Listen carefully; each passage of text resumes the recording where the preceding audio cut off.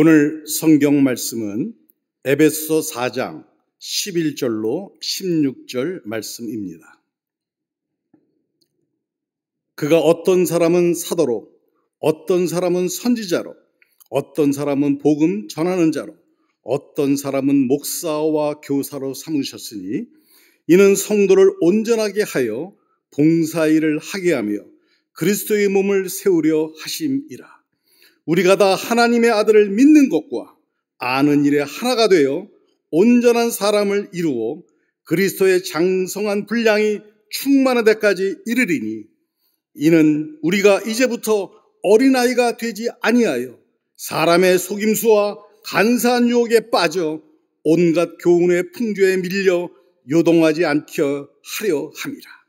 오직 사랑 안에서 참된 것을 하여 범사에 그에게까지 자랄지라. 그는 머리니 곧 그리스도라. 그에게서 온몸이 각 마디를 통하여 도움을 받음으로 연결되고 결합되어 각 지체의 분량대로 역사하여 그 몸을 자라게 하며 사랑 안에서 스스로 세우느니라. 아멘.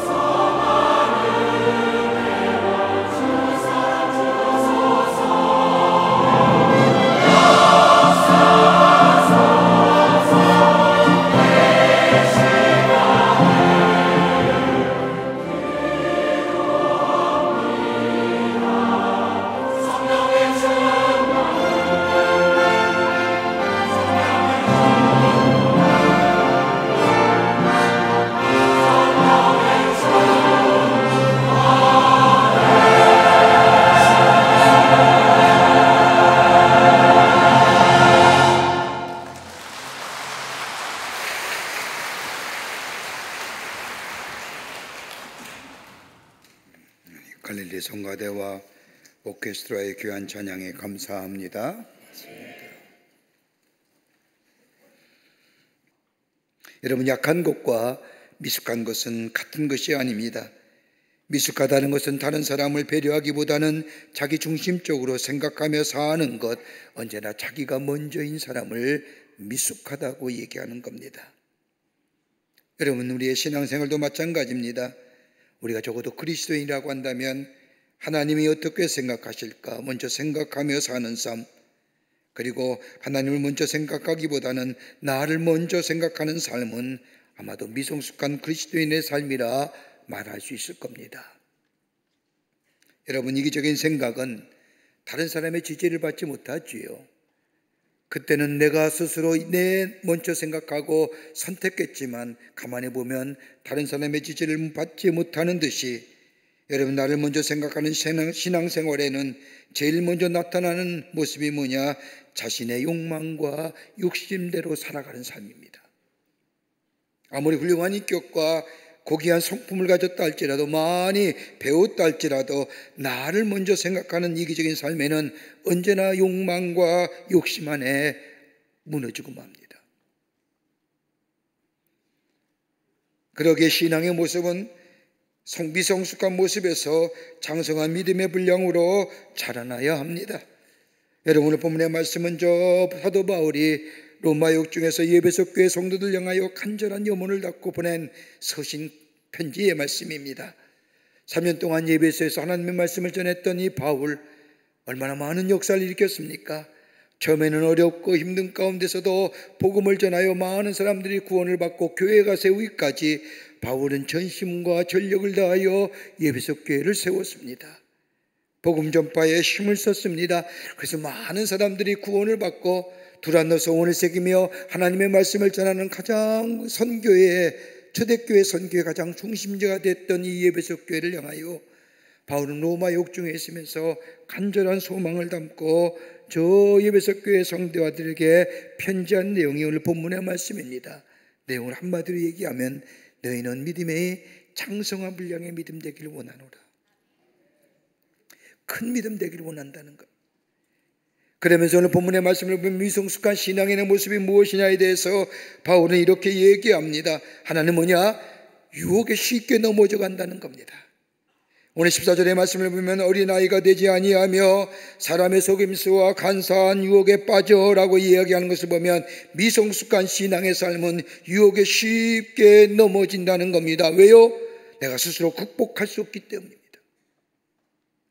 예수님이 내 안에 계시고 성령의 인도함을 받는 사람은 먼저 자기를 생각하는 것이 아니라 어떤 일이라든지 예수님을 먼저 생각하고 성령의 인도하심을 구하지만 성숙하지 못한 신앙의 사람은 자기를 먼저 생각하기에 그 유혹을 넘어서지 못한다는 겁니다. 언제나 유혹에 쉽게 무너진다는 겁니다.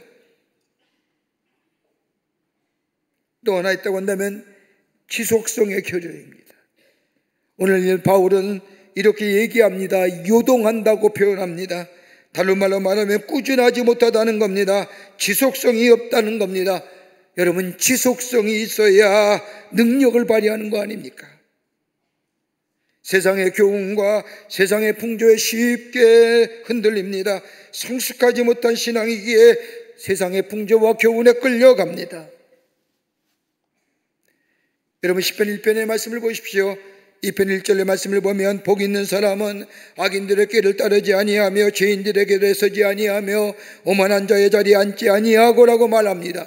여러분, 왜 악인들의 길을 꿰지 아니하고 죄인들의 길에 서지 아니하며 오만한 자들의 자리에 앉지 않는 이유가 어떨까요? 주의 은혜와 사랑이 너무 크기 때문입니다. 이유는 하나입니다. 하나님의 사랑과 은혜가 너무 크고 너무 귀하기에 저 악인들의 꾀를 쫓지 아니하고 죄인들에게서 일어서지 아니하며 오만한 자리에 앉지 않는 이유입니다. 여러분, 오만한 자들, 악인들, 죄인들의 특성이 뭘까요? 철저하게 이익과 자기 중심적으로 사는 사람입니다. 이들은 다른 사람의 아픔이나 다른 사람의 불행을, 다른 사람의 슬퍼함을 마음에 두지 않습니다. 자신의 유익이 되기만 하면 그것조차 다른 사람을 더 아프게 하는 자들입니다. 이렇게 본다면 악인들이나 오만한 자들이나 죄인들은 미성숙한 사람들의 대표적인 전형이라 할 것입니다. 그러게 유동치 않는다는 것은 휘청거리지 않는다는 것이요, 휘청거리진다는 것은 다른 말로 말하면 이기적이고 신앙의 성숙함이 사라진 모습이라고 해요. 네온 사울이라고 하는 정신과 의사는 성숙한 사람은 어떤 사람이냐? 그의 책인 정서적 성숙에서 이렇게 얘기합니다. 적어도 성숙하다고 한 사람은 적어도 이런 모습이 나타나야 된다는 겁니다. 하나는 뭐냐? 책임적인 존재라고 하는 거예요. 독립적이며 책임질 줄 아는 존재입니다. 남에게 의존하며 살아가는 것이 아니라 독립적이고 책임질 줄 안다는 겁니다. 끌려가는 것이 아니라 스스로 판단할 줄 아는 독립적인 판단력을 가지고 책임지며 살아가는 존재가 성숙한 존재라고 합니다. 또 하나는 베풀 줄 아는 사람이라는 겁니다. 남에게 나눌 줄 아는 사람이 성숙한 사람이라는 겁니다. 소유의 공유성입니다. 함께 누리고 함께 사용해야 한다는 겁니다. 이런 것을 성경은 베풀 줄 아는 사람이라고 말합니다. 다른 사람의 아픔과 어려움을 돌아보아 나눌 줄 아는 사람이 성숙한 사람입니다. 또 하나 뭐냐면 협력할 줄 아는 사람입니다. 도움을 주고 도움을 받는 것이 우리의 인생입니다. 그러기에 관계성의 삶입니다. 어떤 관계를 맺으며 사느냐에 따라서 그의 인생이 달라집니다. 도움을 주지도 않고 도움을 받지도 않겠다는 사람은 유치한 사람입니다. 어떻게 그게 가능할까요? 또 하나는 자기의 양심과 좋아하며 느낌과 행동을 조절할 줄 아는 사람, 감정 절제의 사람입니다. 적어도 감정을 제어할 줄 알아야 됩니다.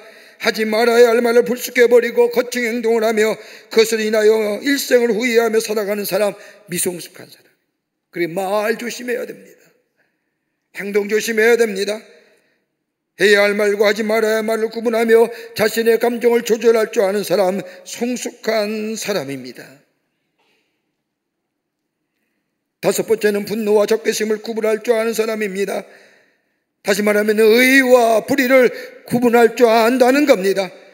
분노는 개인의 감정과 마음이 다쳤을 때 나타나는 지극히 주관적이고 개인적인 겁니다.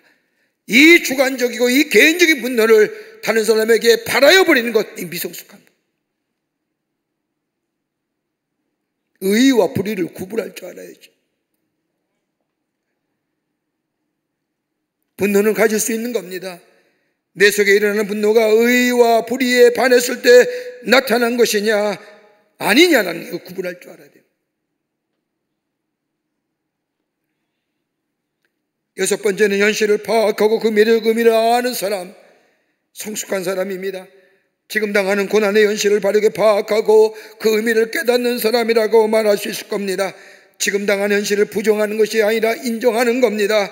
그리고 그 의미를 깨닫고 미래를 준비하는 사람, 불만과 원망만 쏟아내는 것이 아니라 그 의미를 깨닫고 미래를 준비할 줄 아는 사람이 성숙한 사람. 일곱 번째는 육체와 정신의 조화를 이루며 살아가는 사람입니다. 마음대로 육체를 사는 게 아닙니다. 육체와 정신을 조화롭게 하모니를 이루며 살아가는 인생. 그리고 융통과 적응성이 있는 사람이에요. 여러분, 그리스도인의 삶의 공통적인 원함이 무엇일까요? 우리가 예수 믿으며 우리의 마음속에 공통적으로 생겨나는 뭘까? 다름이 아니라 내 안에 예수 그리스도의 형상에 세워져 하나님을 기뻐하는 삶을 살아갈 뿐만 아니라 다른 사람에게 선한 영향을 미치며 하나님을 높이는 사람, 아마 이것이 다 우리의 바람일 겁니다. 여러분, 성경 말씀을 가만히 보십시오. 성경 말씀을 읽다 보면 행복하게 될 것이다 라는 얘기를 성경에는 한마디도 나타나지 않습니다. 예수 믿으면 행복할 것 같습니까? 성경은 그 대신 뭘 얘기합니까? 거룩성을 얘기하는 겁니다. 구별된 삶을 얘기하는 겁니다. 네가 구별된 삶을 살게 될 때에 하나님을 의지하며 하나님을 인식하며 내 삶 속에 하나님의 사람으로 좀 다르게 사는 삶을 살 때에 너의 거룩한 삶을 통하여 너희 안에 하나님의 축복이 임한다고 우리 주님이 약속하고 계신 거예요. 그러게 예수님도 말씀하지 않습니까? 너희는 먼저 그의 나라와 그의 의를 구하라. 그리하면 이 모든 것을 너희에게 더하시리라고 하는 말씀처럼 나의 삶의 우선순위가 하나님의 뜻을 구하며 하나님의 나라의 의를 구하며 사는 삶이 될 때에 하나님은 내 삶 속에 그 위에 주시는 넘치는 풍요의 축복이 우리 가운데 살아가게 해 주신다는 겁니다. 하나님의 축복이 아니라 주님의 말씀처럼 하나님의 뜻이 이 땅에 이루어지는 삶. 바울의 오늘 표현대로 하면 장성한 믿음의 분량의 삶, 성숙한 믿음의 삶. 바울은 에베소 교회 성도들에게 너희 안에 예수 그리스도의 구원이 있느니라. 너희 안에 믿음이 있는 걸 내가 아노라. 너희가 하나님 나라를 위해 헌신하는 거 아노라.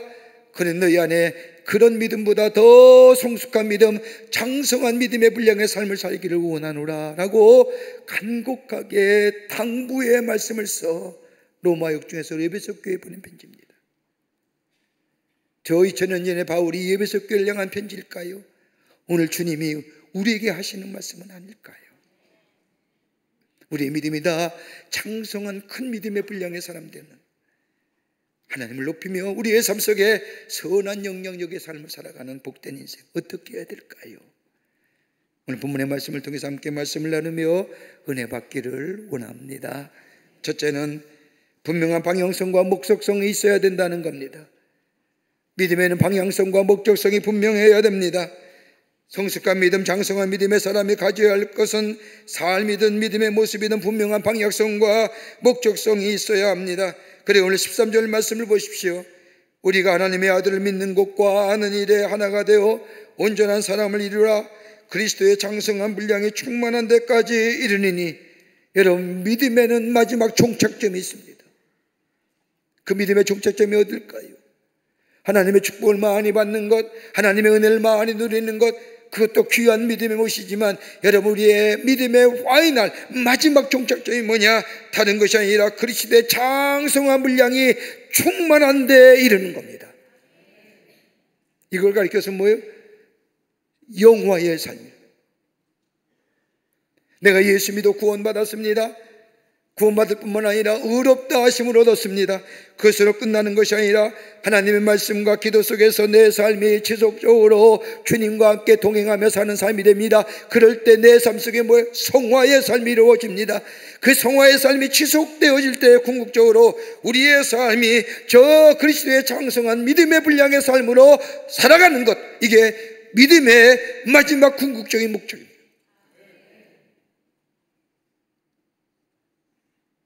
그러기에 성숙한 믿음의 사람은 분명한 방향성과 목적성이 정해진 사람입니다. 여러분, 나무를 보십시오. 뿌리가 든든히 뿌리 받고 있을 때 나무가 성장합니다. 근데 뿌리가 흔들리게 되면 바른 성장을 가져오지 못하듯이 삶의 목표가 자주 수정되는 사람, 바른 성장과 성숙이 없습니다. 여러분, 우리가 말하는 인생에서 성공한 사람들, 물론 성공의 기준이 다르겠지만 성공한 사람들의 공통점이면 외길 인생을 살았다는 겁니다. 한 우물 판 사람들입니다. 생각도 바꾸지 아니하고 전공도 바꾸지 아니하고 한 번 시작한 것을 일생 사는 사람, 여러분, 이런 사람이 존경받습니다. 방향이 정해지고 모델이 정해지고 확실한 목표가 있어 목적 변경 없이 그대로 일생의 삶을 살아간 사람, 성숙한 사람입니다. 신앙생활의 궁극적인 목표는 그리스도의 장성한 분량에 충만한 데까지입니다. 예수의 임재 안에서 내게 들려온 하나님의 말씀을 온유하고 겸손한 마음으로 들으며 그 하나님의 말씀에 따라 순종하며 그 말씀 따라 늘 기도하며 겸손하게 살아가는 우리의 삶의 모습이 될 때에 그 믿음이 우리를 성숙하게 만들어주고 그 믿음이 지속되어질 때에 우리는 장성한 믿음의 분량의 삶으로 하나님의 살아계심을 증거하는 삶으로 살아가게 됩니다. 헨리 나우이라는 영성학자가 현대인을 가리켜서 산듯하면서 못다한 삶, 이게 현대인의 특성이라는 겁니다. 사는 것 같지만 잘 살지 못한다는 겁니다. 그러면서 몇 가지 이유를 얘기합니다. 왜 그럴까? 하나는 너무 바빠서라는 겁니다. 너무 바쁘기에 온전하게 해야 할 될 일 하나도 제대로 온전하게 한 것이 없습니다. 이것저것 하다가 하나도 완성한 일이 없는 거예요. 산 듯하면서도 못 사는 겁니다. 가지 듯하면서도 가지지 못했습니다. 아는 것 같지만 아는 것이 하나도 없습니다. 이렇게 된 이유는 다른 게 아니라 너무나 바쁘기 때문이라는 거예요.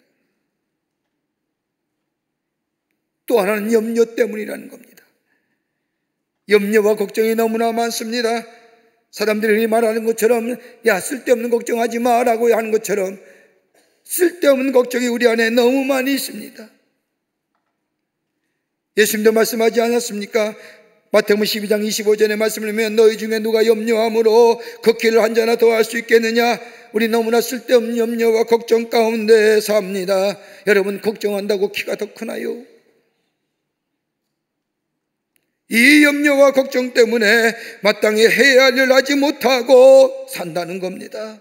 그러기에 사는 것 같지만 살지 못하는.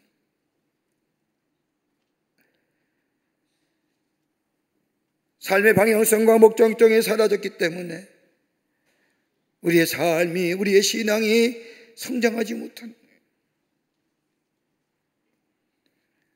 오늘도 우리 가운데 들려오는 하나님의 말씀에 겸손하게 순종하며 그 말씀 따라 예수님께 우리의 삶의 다이얼을 고정하며 그 말씀 따라 귀 기울이며 그 말씀에 순종하며 실천하여 내 삶에, 이것이 우리의 삶의 방향과 목적성이 될 때에 그의 믿음은 장성한 물량의 믿음이 되며 하나님이 기뻐하시는 하나님의 사람, 성숙한 믿음의 사람이 되어 선한 영향을 미치는 하나님 나라의 백성의 삶으로 살아가게 되는 줄 믿습니다.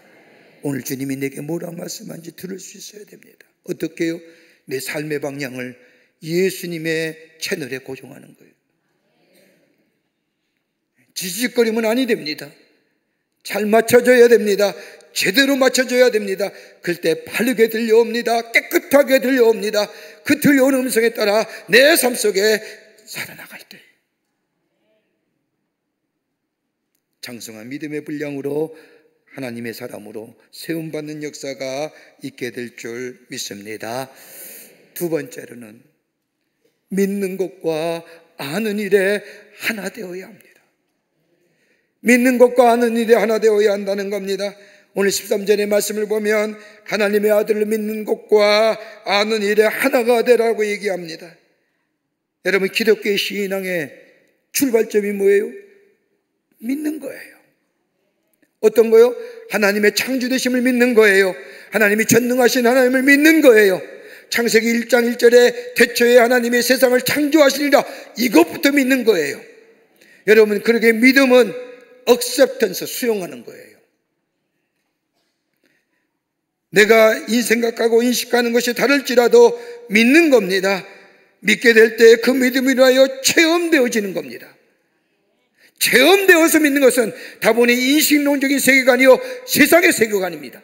내가 믿게 됐거든, 내가 체험되어지게, 내가 인식되어지게 믿어지는 것, 이건 더 세상의 방식이요, 저 세상의 가치가 하려고 한다면 기독교의 신앙의 가치는 뭐예요? 내가 믿기에 체험되어지는 겁니다. 하나님을 믿습니까? 전능하심의 모든 것을 이루시는 하나님, 그 하나님이 나의 하나님을 믿습니까? 그렇다고 한다면 나의 삶 속에 하나님이 전능하신 하나님이요 모든 것을 이루시는 하나님이심을 내 안에 체험되지는 역사가 있게 됩니다. 여러분, 아브라함 보십시오.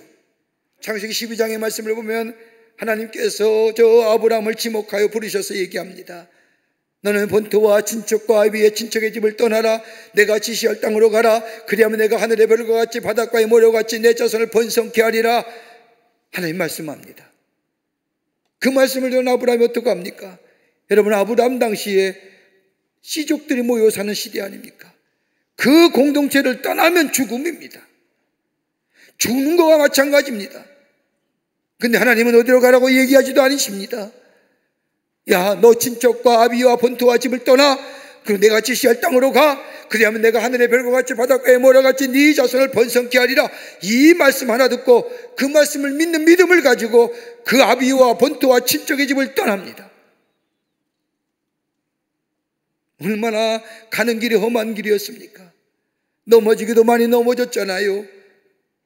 쓰러지도 쓰러졌잖아요. 그러나 그 하나님을 믿는 믿음 가지고 그 말씀을 따라 그 믿는 믿음 가지고 그 길을 걸어가게 될 때 나중에 돌아보니 아하, 하나님의 말씀이 믿구나. 내 안에 그 하나님의 약속의 말씀이 성취되었구나. 이게 신앙이에요. 이게 믿음의 세계예요. 여러분, 알고 깨닫고 체험하고 믿는다는 거, 여러분, 이거 쉽지 않은 일입니다. 배웠다고 한다면 더더욱 그런 겁니다. 이해돼야지요. 여러분, 성경에 나타난 수많은 기적의 사건들을 보십시오. 지금도 기적이 일어나는데 내가 믿지 못하는 거예요. 어떻게 베드로가 물을 읽었습니까? 어떻게 죽었던 자가 살아납니까? 어떻게 안질병이가 일어납니까? 믿어지지 못할 일이지요. 기이한 현상입니다. 이적이요 계시입니다. 어떻게 그걸 믿고 그걸 어떻게 내가 믿을 수 있는 겁니까? 어떻게 내가 인식되어지고 체험되어집니까? 근데 기독교 신앙은 그거 아닙니다. 믿는 게 먼저입니다. 받아들이는 겁니다. 수용하는 겁니다. 그럴 때 역사가 일어나고 그럴 때 체험되어지며 그때 내가 아하, 말씀에 순종했더니 내 안에 역사에. 여러분, 미신을 섬기는 사람들 보십시오. 요새 이사철이라 요새 이삿짐 센터에 얼마나 많은 이삿짐 트럭들이 왔다 갔다 하는지.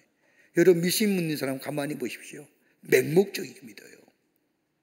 우리가 믿는 믿음보다 더 맹목적으로 믿는 사람이 저들 겁니다. 근데 저들은 뭐예요? 하는 것이 체험되는 게 없어요. 그냥 믿는 거예요. 열매가 없어요. 여러분, 가만 보십시오. 이사하는 거 가만히 보면 우리 그리스도인들은 그런 일이 없겠지만 날짜 보잖아요. 손 안 타는 날. 아니, 손 안 타는 날이 어디 있습니까? 다 손 타지. 근데 유독 손 안 타는 날이라고 해서 그때 보면 이삿짐 트럭이 얼마나 많은지요. 왜 이 날은 좋고 왜 저 날은 나쁜 겁니까? 이상하죠? 예수 믿는 사람도 이거 봐요. 그리고 그날 이사 안 놓고 그 다음날 뭐예요? 목사님 불러다가 2주 감사 예배 드리는 거예요. 말이 돼요?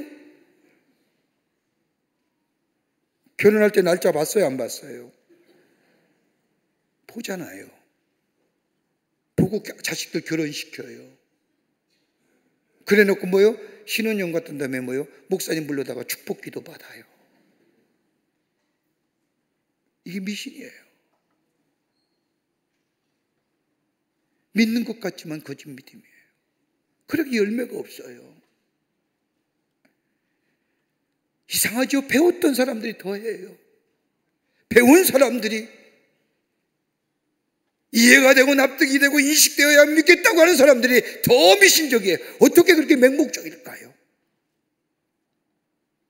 어떻게 더 찾아다니면서 머리 좋아질까요? 다른 데는 자존심 세우며, 다른 데는 자신의 학문을 내세우며 자신의 존재성을 가시하는데 꼭 그 앞에서는 한차는 존재로 부자끄덤죄로 전락되는, 그럼 인간의 이성과 배운 지식이 다 뭡니까?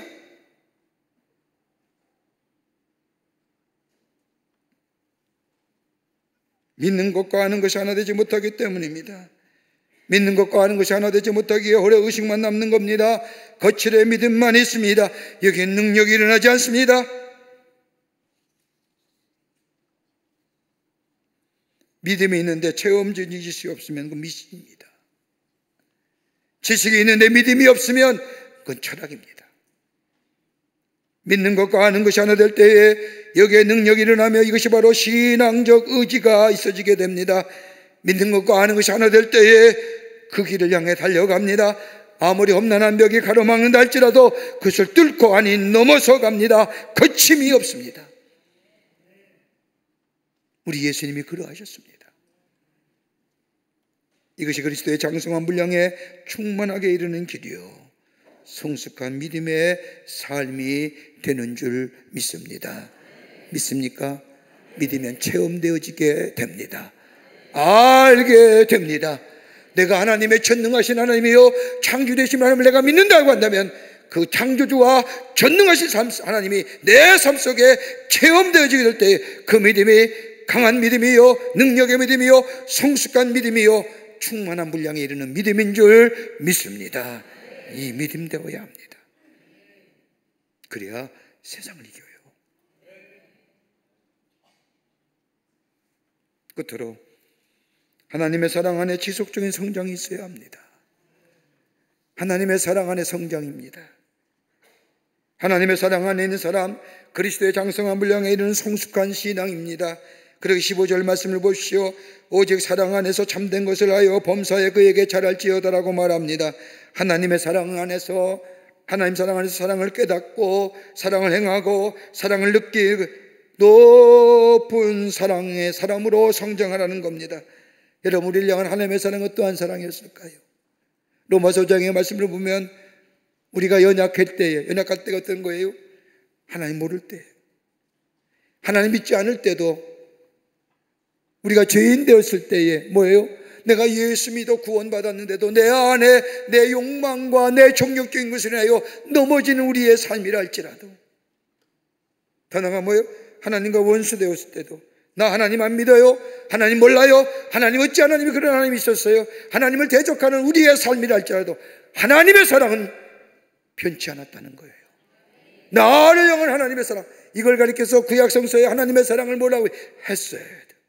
변함이 없는, 인간의 사랑은 쉽게 바뀌고 변하지만 우리 하나님의 사랑은 신실하신 사랑, 변함이 없으신 그 사랑, 그 사랑은 여전히 나의 삶 속에 내 삶에 역사하고 계셨다.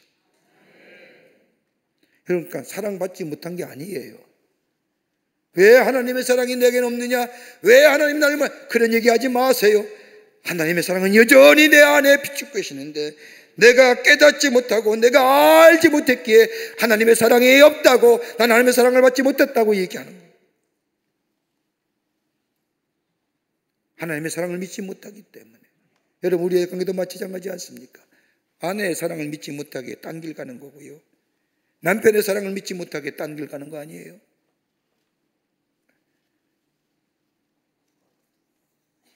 사랑은 여전히 유한 건데 깨닫지 못한 겁니다.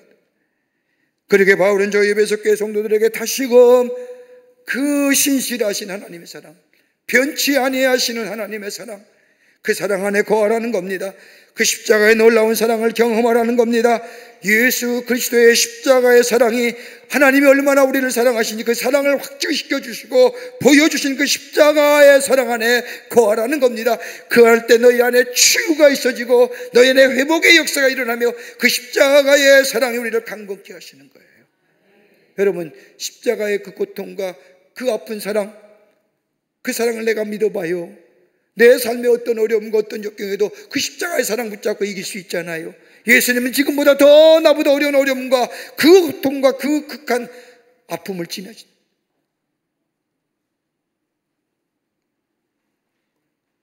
그 사랑 안에 거하는 자 영생을 얻습니다. 그 사랑 안에 거하는 자 우리 안에 구원의 역사가 있어지게 됩니다. 그 사랑 안에 거하는 자 매일매일 새로워집니다. 더 나아가 그 사랑 안에 거하는 자 다른 사람을 용납할 수 있는 자 됩니다. 왜요? 하나님의 사랑이 나를 용납했는데 나 같은 사람도 넌 아냐? 이렇게 얘기하는 거예요. 저 또한 나도 구원받았는데 저 또한 구원받은 만사. 여러분, 사도행전에 나오는 바울의 변화의 이야기를 보십시오. 사도행전 9장의 말씀을 보면 바울이 변화되지 않습니까? 바울은 유대교의 신봉주의자였습니다. 신념의 사람이었습니다. 저 유대교, 이스라엘 사람이 유대교를 안 믿고 다른 종교를 믿는다, 용납이 안 되는 겁니다. 근데 들려온 얘기가 저 다메섹에 예수 믿는 사람이 있다는 얘기를 듣고 바울이 저들 잡으러 갑니다. 가다가 부활하신 주님을 만납니다. 놀라운 체험을 합니다. 그리고는 핍박하는 사람에서, 예수를 핍박하는 사람에서 예수를 전하는 사람이 됩니다. 뼛속까지 예수의 사랑으로 변합니다. 그리고 나서 바울이 저 예루살렘과 더불어 안디옥에서 복음을 전하는데 이 바울을 예루살렘 교회에서 거부합니다. 아마도 예루살렘 교회는 변한 바울을 예전에 사울로 생각했습니다. 스데반을 죽이더니, 그리고 예수님 믿는 사람을 잡으러 다메섹을 가더니 이제는 예루살렘 교회를 들어와 교회를 무너뜨려 아닌가 하면서 의심의 눈초리를 가지고 이 바울을 배척하자 저 예루살렘 교회에서 안디옥 교회로 파송받은 바나바가 그 바울을 받아들여 자기가 설교자로 세운 저 안디옥 교회에 바울을 설교자로 세웁니다. 그리고 바울이 복음을 전하지요. 아마도 바울에게서 바나바가 없었더라면 하나님의 사람으로, 복음을 전하는 사람으로 세움받지 못했을 겁니다. 여러분 보세요. 바울은 헬라파 사람입니다. 헬라파 유대인입니다. 그가 태어난 것은 헬라의 지역입니다. 그러기에 헬라의 철학과 헬라의 문화와 헬라어가 능통한 사람입니다. 그런 이 헬라파 유대인이 예수 믿어 하나님의 사람이 되었습니다. 복음을 전합니다. 그러면서 뭐예요?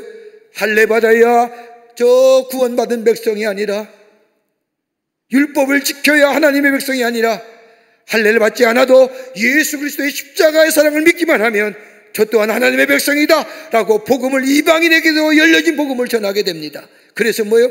유대인과 이방인이 하나 되는 역사를 누굴 통해서? 바울을 통해서 있어지게 됩니다. 십자가의 사랑은 구분이 없는 거예요. 누구에나 믿는 자마다 구원의 역사.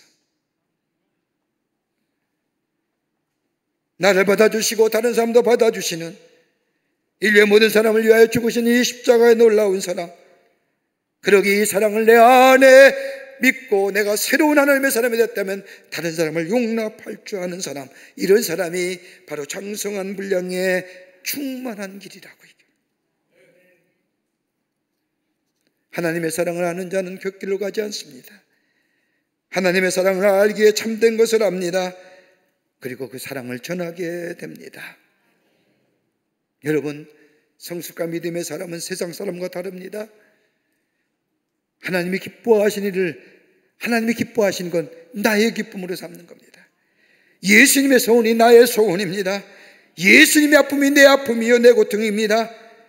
예수께서 영광스럽게 여기시는 것, 그것이 바로 내 영광이 되는 거예요. 여러분, 이것이 우리의 삶의 우선순위가 될 때 뭐예요? 이 모든 것을 더하시는 축복이 우리 가운데 있게 됩니다. 이것이 하나님 나라라고 하는 거예요. 오늘도 우리의 주의 음성 들려옵니다. 그 음성에 순종하며 내 믿음의 걸음을 걸어가게 될 때에 우리의 삶은 저 장성한 믿음의 분량의 삶을 믿게 될 때에 체험되어지는 역사를 통해서 그 하나님의 사랑이 얼마나 크고 놀라운지 내 안에 매일매일 체험되고 고백되어지는 그 믿음의 고백 속에 우리의 믿음은 큰 믿음 되고 장성한 믿음의 분량이 되어 주의 놀라운 은혜를 경험하는, 그리고 성숙한 믿음의 사람으로 그리스도의 향기가 넘쳐나는 복된 인생으로 살아가게 될 줄 믿습니다. 이 믿음의 주인공 되시는 여러분과 저와 되시기를 주의 이름으로 축원합니다. 하나님 감사합니다. 저희들 주께서 사랑해 주셔서 하나님의 자녀 삼으심에 감사합니다. 오늘 믿는 것과 아는 것이 하나 되게 하시고 예수 그리스도의 십자가의 사랑 우리에게 넘쳐나게 하여 주시며 하나님을 영화롭게 하는 저희들의 삶이 되게 하여 주셔서 믿음의 장성한 물량이 되어 내 삶 속에 풍요로움에 하나님의 놀라운 은혜가 내 안에 풍성히 임하여 그리스도의 향기 나는 존재로 살아가는 복된 백성 되게 하여 주시옵소서. 성령이 도우실 줄 믿으며 예수님의 이름으로 기도하옵나이다. 아멘. 우리를 구원하시기 위해서 하늘 보좌를 버리시고 이 땅에 오셔 우리의 죄를 대속하시어 십자가에 달려 돌아가시며 우리에게 구원과 영생을 허락해 주신 우리 구주 예수 그리스도의 크신 은혜와 하나님 아버지의 형용할 수 없는 사랑하심과 우리의 내재하심에 역사하시는 성령님의 놀라운 능력의 역사가 거룩한 주의 날 주의 전에 올라와 마음과 정성을 모아 하나님 앞에 예배하며 주신 말씀 마음에 새기고 그리스도의 장성한 믿음의 분량에까지 이르도록 하나님의 말씀 따라 살기로 새롭게 결단하는 당신의 거룩한 백성들, 저들의 걸음 위에, 저들의 삶 위에 주께서 지금으로부터 영원토록 함께 하시기를 간절히 축원하옵나이다. 아멘. 조신 하나님, 조신 하나님, 창조신 나의 하나님,